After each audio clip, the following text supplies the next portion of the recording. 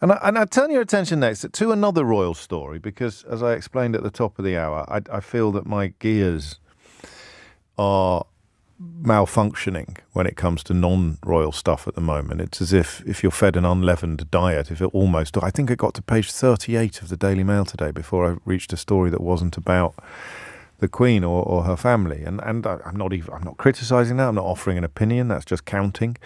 But it explains why the front page of the Financial Times has a powerful story about Kwasi Kwarteng contemplating a policy designed to give bankers bigger bonuses. One of his first acts as Chancellor of the Exchequer, potentially to give the highest paid people in the country higher pay. Incredible. But even as I say it to you, I don't feel the sort of aligning of the cogs that I would normally feel as I prepare to get informative and incensed about something despicable happening in our country. Those gears are not working for me this week, and it's Thursday, so I doubt they're going to kick in properly until next week, which is why, if you're wondering and you've just tuned in, we are today, although not all week, looking largely at royal-based stories. This one is not. This is a royal story we could have at any point. It's not like the queue. It's not unique to this week or indeed this day. It's about the woman Meghan Markle, as was the Duchess of Sussex, as is. And I've got two reservations about having this conversation.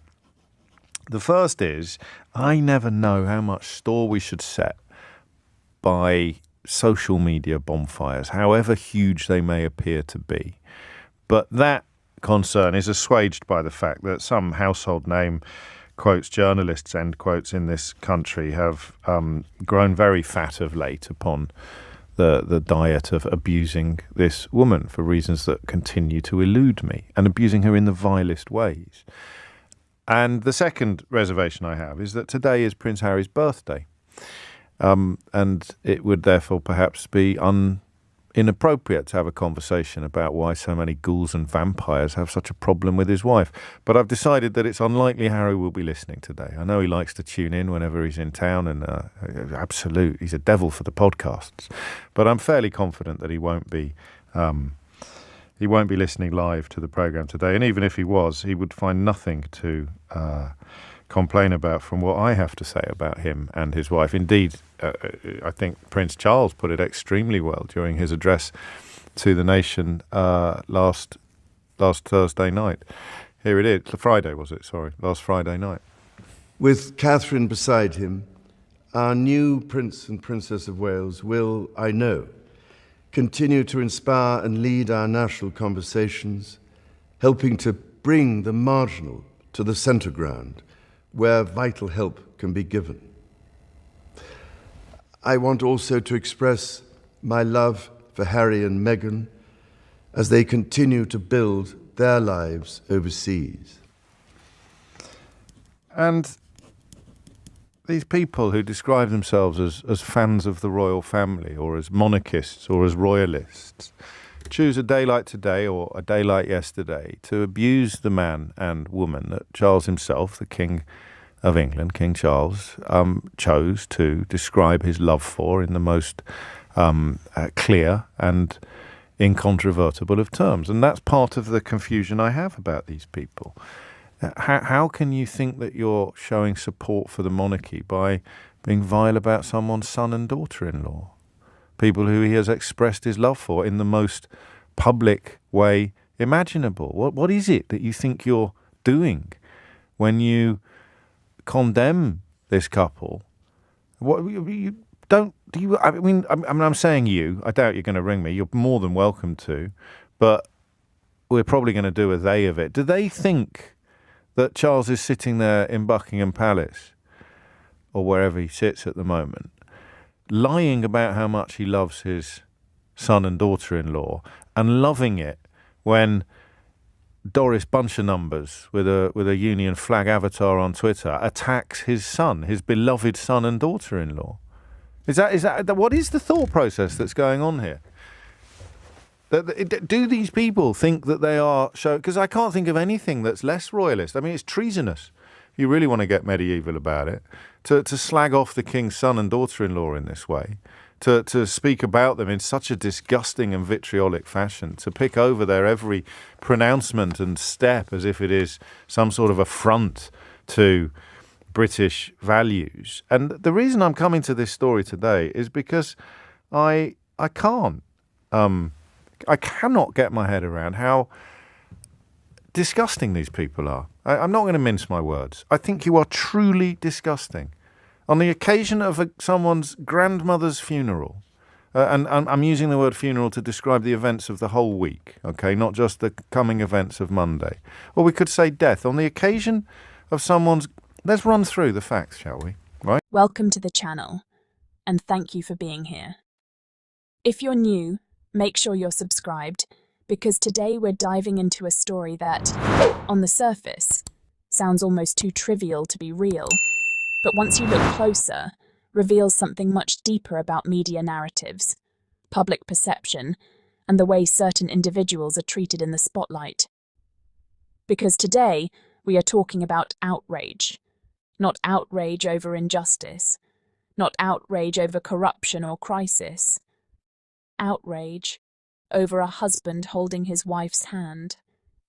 Yes, really. Prince Harry and Meghan Markle, a married couple, walking side by side, hands linked in a simple universal gesture of connection.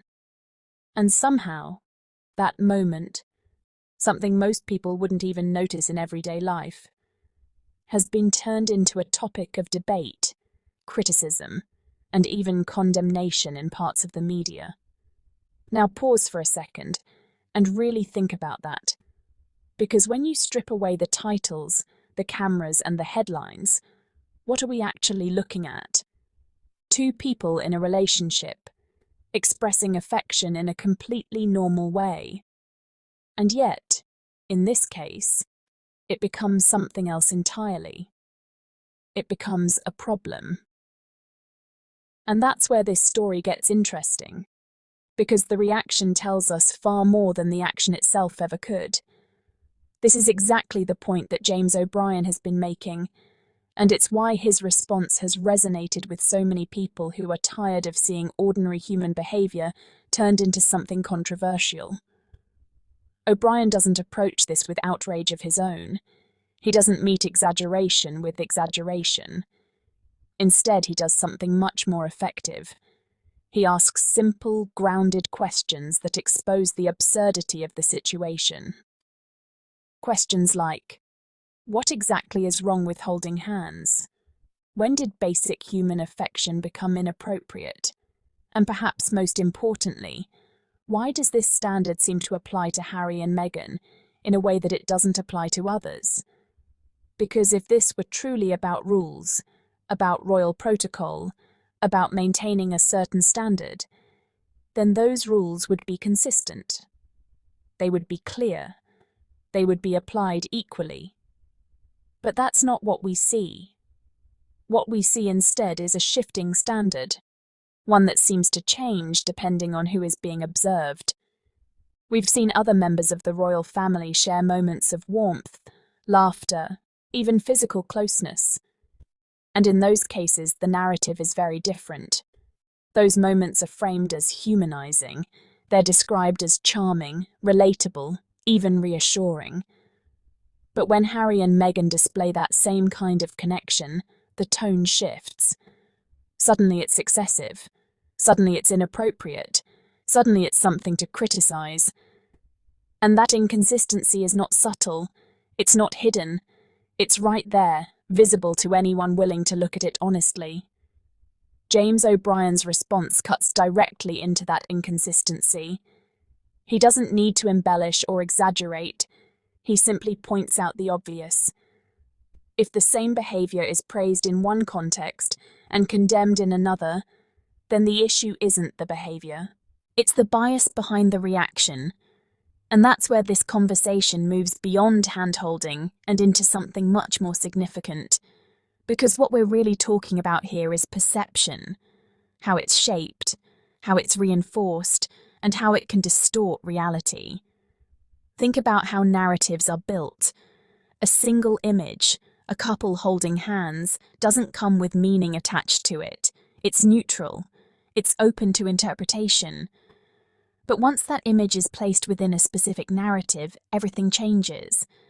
If the narrative says this couple is relatable and warm, the image reinforces that. If the narrative says this couple is attention-seeking or inappropriate, the exact same image suddenly becomes evidence of that claim. And that's exactly what we've seen happen. The gesture hasn't changed. The meaning assigned to it has. And once that meaning is repeated often enough, through headlines, commentary, and analysis, it starts to feel real, even if it isn't grounded in anything objective. This is the mechanism James O'Brien is pushing back against. He's not just defending Harry and Meghan, he's challenging the process by which these narratives are created and sustained. Because when you really examine the criticism, it doesn't hold up. Take the idea of protocol, for example. It's often invoked as the reason why certain behaviours are deemed inappropriate. But what does that actually mean in this context? Is there a clearly defined rule that says a married couple cannot hold hands in public? If there is, why is it so inconsistently applied? And if there isn't, then why is the word protocol being used as justification? These are not difficult questions, but they are revealing ones, because they expose the gap between the stated reason for criticism and the actual motivation behind it. And that gap is where the double standard becomes impossible to ignore. Let's go back to one of the most widely discussed examples, the moment when Harry opened a car door for Meghan. Again, a completely ordinary act. In most contexts, it would be seen as polite, thoughtful, even respectful. But here, it became a point of criticism. Why? What is controversial about opening a door?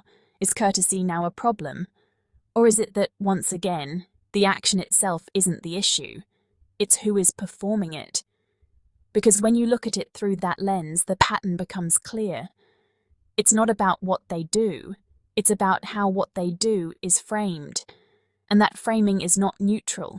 It's influenced by expectations, by pre-existing narratives, and by a media environment that often prioritizes engagement over accuracy. James O'Brien's commentary stands out because it refuses to accept that framing at face value. Instead of asking whether the criticism is valid, he asks whether it makes sense at all. And more often than not, the answer is no, because the criticism relies on assumptions that don't hold up under scrutiny. It relies on the idea that certain behaviours are inherently inappropriate without providing a consistent standard to support that claim. It relies on the idea that Harry and Meghan's actions carry some deeper meaning, while ignoring the possibility that they are simply acting like any other couple would. And most importantly, it relies on the audience not questioning those assumptions. But once you do question them, the entire narrative starts to unravel, because you begin to see that what's being presented as a serious issue is, in reality, something incredibly minor. Something that has been amplified, exaggerated, and turned into a talking point. And that raises a bigger question. Why? Why does something so small receive so much attention? Why does it generate so much discussion? Part of the answer lies in the nature of modern media. We live in an environment where attention is currency, where stories are selected, framed, and promoted based on their ability to generate reactions. And controversy, even when it's manufactured, is one of the most reliable ways to capture that attention. A calm, balanced story about a couple behaving normally doesn't generate much engagement, but a story that frames that same behaviour as controversial, that gets clicks. That sparks debate, that keeps the conversation going, and once that cycle starts, it becomes self-sustaining. More coverage leads to more reactions, which leads to more coverage. And before long, something that should have been insignificant becomes a widely discussed issue. James O'Brien's role in this dynamic is to interrupt that cycle, to step outside of it and say, this doesn't make sense. To remind people that not everything needs to be turned into a controversy, to encourage a more grounded, rational perspective, And that's why his voice resonates. Because it offers clarity in a space that often feels deliberately confusing. It offers simplicity in a conversation that has been unnecessarily complicated. And it brings the focus back to what actually matters, which, in this case, is something very simple.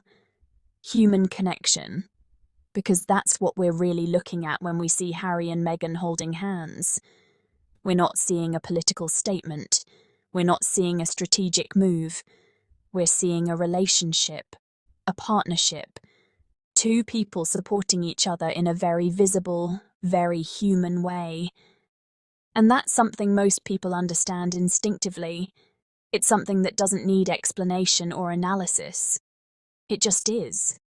And perhaps that's part of why it resonates so strongly with the public.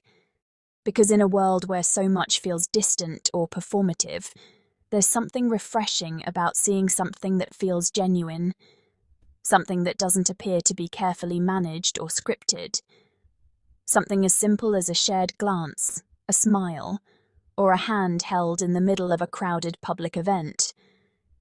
These moments might seem small, but they carry a certain weight. They remind people that behind the titles and the roles, there are real individuals experiencing real emotions. And that's not something to criticize, it's something to recognize. But recognition requires a willingness to look beyond the narrative, to see what's actually there rather than what's being suggested. And that's not always easy, especially when the narrative is repeated so consistently. But it is necessary.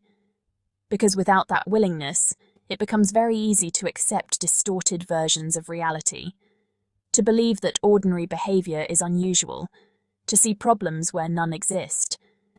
And that's exactly what James O'Brien is pushing back against. He's not asking people to ignore criticism entirely. He's asking them to think about it, to evaluate it, to ask whether it's proportionate, whether it's consistent, whether it's grounded in anything real. And when it comes to something like holding hands, the answer becomes clear very quickly. It's not. It's not proportionate. It's not consistent. And it's not grounded in anything meaningful. It's a reaction that has been built up around something that, in any other context, would pass without comment. And once you see that, it changes the way you view the entire situation. Because it shifts the focus away from the individuals being criticized and onto the system doing the criticizing. It raises questions about how stories are chosen, how they are framed, and why certain narratives are promoted over others. And those questions are important, because they don't just apply to this situation, they apply to many others. They speak to a broader pattern of how public figures are treated, how perception is shaped, and how easily that perception can be influenced. But in the middle of all that, it's important not to lose sight of the simplest truth. That what we're talking about here is not complicated, it's not controversial, it's not even unusual. It's just a couple holding hands. And maybe, instead of turning that into a debate, the more reasonable response is to accept it for what it is. A moment of connection, a sign of support, a reflection of a relationship that, like any other, is built on shared experience and mutual care. And that's not something that needs to be explained or justified. It's something that speaks for itself. So as we reach the end of this discussion, it's worth taking a step back and considering what this story really represents. Not just a specific controversy, but a broader example of how easily narratives can distort reality. How quickly ordinary moments can be turned into talking points, and how important it is to question those processes rather than simply accepting them. Because when we do that, when we look at things more clearly without the influence of exaggerated framing, what we often find is much simpler than we were led to believe, and in this case, that simplicity is impossible to ignore. A husband, a wife, walking side by side, holding hands, nothing more and nothing less. Thank you for watching.